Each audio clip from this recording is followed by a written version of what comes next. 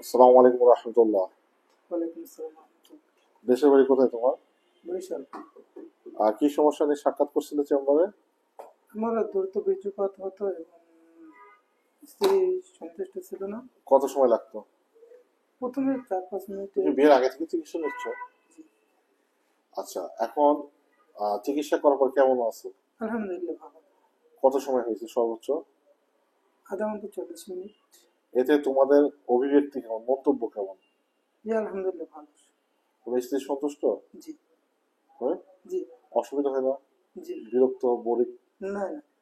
আচ্ছা, এখন জাস্ট তোমার বাচ্চার কাছে চিকিৎসাটা করলে তুমি খুশি? ইনশাআল্লাহ। আচ্ছা, এখন আমাদের সর্বশেষ কোশ্চেন, যাদের এই ধরনের সমস্যা রয়েছে ধরো, তো তাদের উদ্দেশ্যে তোমার কি পরামর্শ? যাদের যে সমস্যা আছে আপনাদের সাথে যোগাযোগ করুক এবং আপনার কাছে আসুক, আপনি তাদের পরামর্শ দিন, মেডিসিন দিন, ইনশাআল্লাহ তারা সুস্থ হবে। আচ্ছা, সেটা ঠিক আছে। নিকটস্থ অন্যান্য ডক্টরকেও দেখাতে পারে, কোনো সমস্যা নাই। আর এখানে আসার আগে তোমার কিন্তু একটা কনফিউশন কাজ করতে না যে আসলে সুস্থ হবা কি হবা না, একটা জি, এটা তো অবশ্যই থাকে, কারণ মানুষ সবসময় যে কোনো জায়গায় আসার আগে কিছুটা। নার্ভাস। জি।